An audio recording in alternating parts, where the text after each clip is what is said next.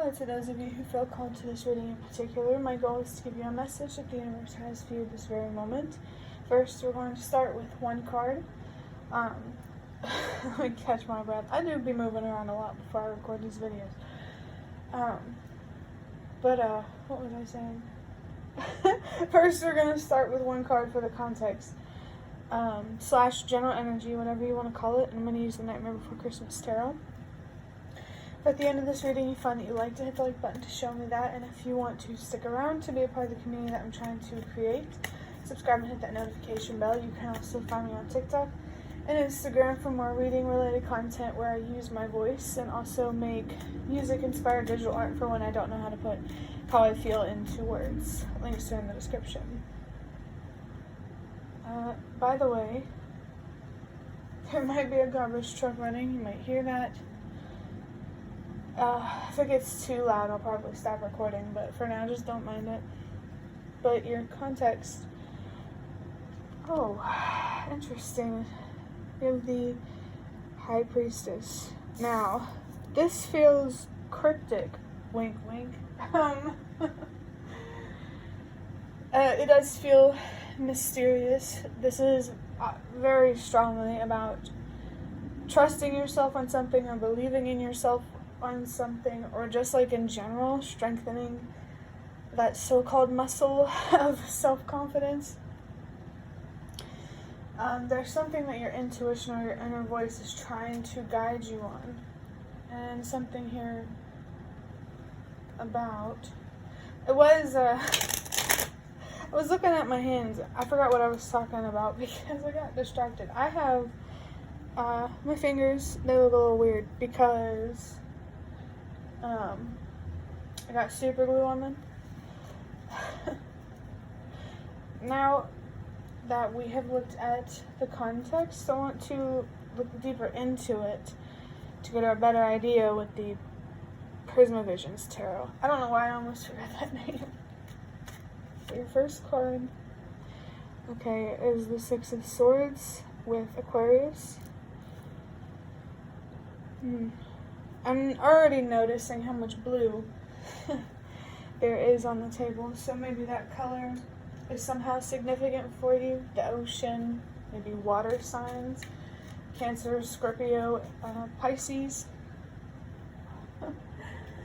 Alright, now we have the Lovers with Gemini and Mars and the heart chakra. That card looks like that because it got stuck to the table and I didn't know, and so when I tried to pull it up, it ripped the card. It made me really sad, but still usable. Mars brings a very destructive energy, which is interesting because this is a major arcana. I wouldn't be surprised if what's going on is shaking you up a bit. There's also something here to do with the heart chakra. Obviously, I mean, Gemini as well. That's strong because it's a major arcana. This Lover's card, with the Six of Swords, you're being asked to let something go, to move on from something, to let go of the fact that,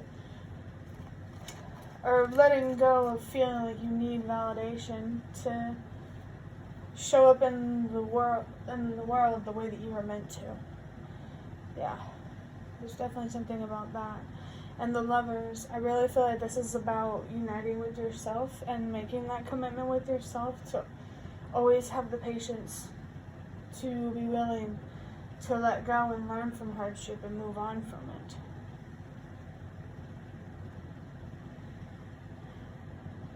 I was going to add something to that, but never mind. We have the Chariot with Moon, Cancer, and the throat chakra.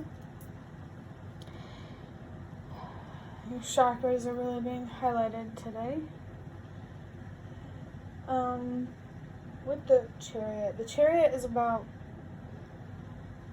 I think this Lover's card, like these, the Lover's card and the Chariot go hand in hand, unironically. Let me think about how to put this in words. The Chariot is whenever you have a really strong sense of control over your thoughts. And I think this Lovers is more about the commitment to that. The actual commitment itself. I was just shown the Eight of Cups. Yeah. To being committed to healing and overcoming and gaining that spiritual wisdom that is meant to guide and lead you in life. You are where you are for a reason.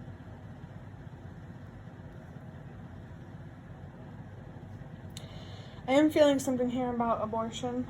I feel called to mention that, but I don't have much else to say about it. Next, we have the Nine of Pentacles with Venus. I almost said Jupiter. That's not even a zodiac sign. The planet Venus and the zodiac sign Virgo. The Nine of Pentacles does make me think of you gaining a very strong sense of patience within yourself, that sturdiness. Like, where even in, like, scary experiences, you're able to, it's almost like slow motion and listening to your thoughts and taking action. I'm not sure how that's related, but I do feel something here about instincts, and that makes a lot of sense with the High Priestess. I think this reading is generally just about strengthening your instincts and, like, understanding your instincts, that you have instincts. That might make you feel more confident when it comes to going outside of your comfort zone or just doing things that make you uncomfortable.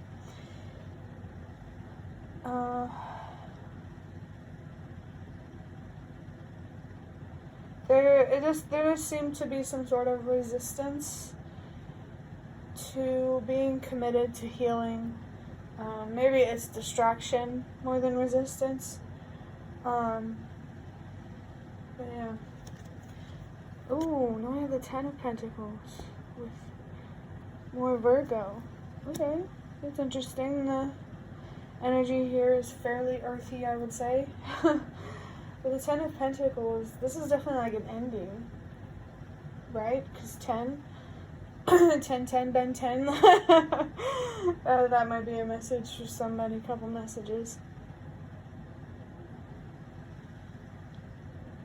It does seem like the Ten of Pentacles is more about ancestral patterns and how that shows up in terms of how much resources your family has, you know, collectively. That's interesting, actually. But I also love how it goes 9, 10. And 6, 7. Something is definitely, and then there, that 6 of Swords. Something is definitely, there does seem to feel like there is an order to things that you might be able to recognize. We have the Two of Wands with Mars, more Mars, and Aries, clarifying the 6 of Swords. There's something here about self-discovery, ticking that box while you're on your way. I hope that makes sense. Two of Wands in general is about that journey of self-discovery through understanding your emotions and your actions, through understanding your thoughts. So this definitely tells me there's more to learn about yourself through moving on and letting go and healing to one thing or just in general. Many things, you know, take it how it resonates. The Knight of Pentacles. The Knight of Pentacles is a very hardworking, focused, could risk attachment kind of energy, but this is definitely more like the focus. Really having to work hard to make this commitment to yourself stronger. Something about patience. And accepting if more bad things do happen in your life, because your path, it has meaning. On the surface, I know it looks scary, but the path that you walk, it's one you're meant to be walking on. Chariot. The Nine of Swords with more Mars energy and more, wow. Why I almost said Jupiter again. That's Gemini, which is the same as this Lovers card. It's interesting that we haven't had Cancer or the Moon. That Nine of Swords, there's fears here around things that you are afraid might happen, but really won't if you stand up within your power and use your voice. The reason I do for sure, I don't know why I said that, like that, feel called to mention something. Jesus. Let me think for a second. The anxiety that you feel, it's so strong because the world did used to actually be that scary. You're carrying fear and trauma and pain and all that stuff, patterns from your ancestors. And I just saw 111 and 1111. Your ancestors. Again, that's that feeling here with the Ten of Pentacles, that ancestral, sacred feeling. Interesting too as well. We have the Nine of Pentacles and the Nine of Swords. Next, we have the Death card with Scorpio and more of the heart chakra. Wow. It's interesting. The Nine of Swords, the anxieties, the paranoia, the fear, the like deeply ingrained fear. I feel like the universe is just trying to tell you that the more that you work on these fears, the less scary your future experiences will feel. Yeah, definitely felt called to say that. And the heart chakra as well, you might want to, if you don't already understand it, look up the heart chakra and just learn about that, or maybe learn about chakras in general. Remember that change starts with you, and the universe wants you to meet halfway. I just saw angel numbers, and like the messages are coming at me crazy. But the Death card, what needs to come to an end, I think, is stubbornness toward things like meditating, journaling, just focus on your mental health. Things that make you resistant toward better understanding your thoughts so you can turn those fears into wisdom. The universe, I feel like, is telling you there's no need to have fear. The world is not as dangerous as it seems at times.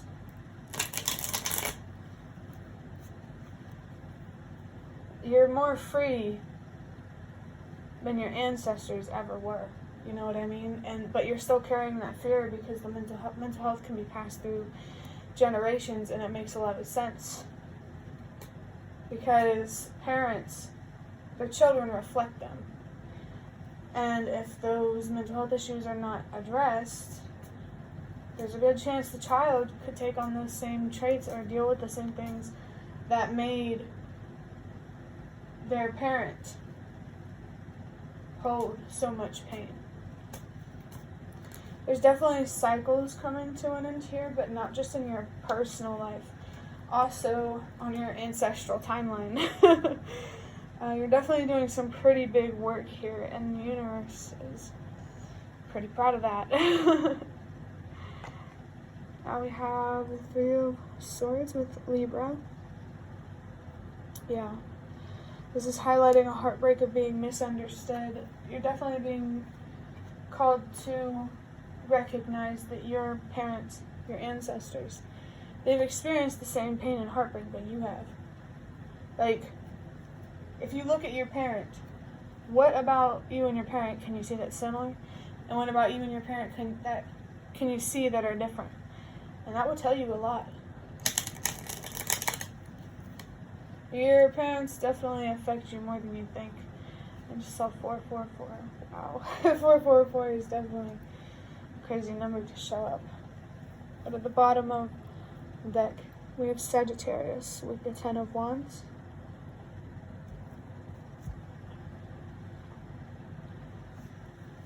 Which is interesting because the Ten of Pentacles, this weight coming off of this Ten of Wands. Wow. And the strength needed. These cards don't represent just you, it's also your ancestors. They've carried the weight, and they've had to have immense strength to pull themselves through it, to see things for what they are. Wow. That's pretty crazy. Next, I want to use these index cards to look deeper into this before the reading ends. We have telepathy in quotes. There is some sort of connection here. It could be your connection with yourself, with the universe, with somebody else. There's two parties here, one of them being yourself. That this could just be your ancestors communicating with you as well. I think the next week of readings I'm going to use the Ancestors Oracle deck, if I remember, because I feel called to that. Ancestors are coming through quite strongly. That's what I think the telepathy is about. Your ancestors, they understand your thoughts and they understand how you feel, because they were once you know?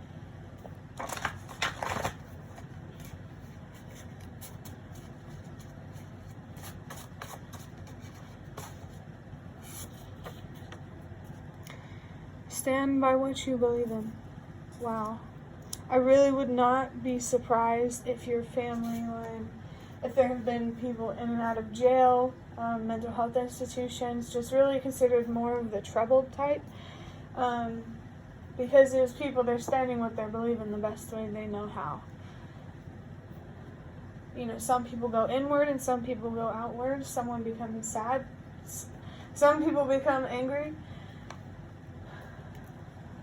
Stand by what you believe in. That's definitely something about your family line that won't change. But you are doing it in a way that's more productive and helpful because of this, some higher third person point of view about the situation, an objective point of view. How can you connect with your soul right now? Wow. There's definitely very sacred energies here and a feeling to return home. I think home is more of like a place within. You can go through an uncomfortable situation, but also be in your comfort zone. You can come up with perspectives about the situation that help you feel safer. But there's definitely a need to connect with your soul, I just heard spirit body. And especially under telepathy, something here about communicating with your ancestors. Maybe if there's somebody here that astral projects, there's some ancestors that want to see you. Or if you would like to try astral projection, your ancestors are encouraging you so that way they can meet you. That's really cool. It's really interesting. And we have stay present with the sun and the eye. And more hearts. I just noticed that. That's so cute. Your ancestors definitely have much love for you. But yeah, they are encouraging you to stay present. Maybe get out in the sun more. Or find more beauty in the summer, spring months. Understanding that life moves through seasons, and kind of like how nature doesn't speed through things when the seasons are moving through. Something like that. But yeah, we're definitely being called to focus on staying present. Keep teaching yourself how to stay out of your head. You can't see that, but this Knight of Swords, this anxiety feeling, the paranoia, the worries. I think that you're definitely being called to focus more on your anxieties, especially if you've made progress with your depression by finding more reason to get up in the morning.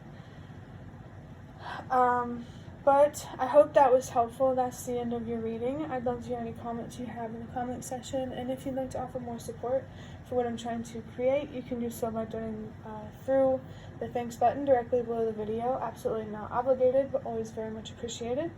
Thank you so much for watching, and I hope to see you around.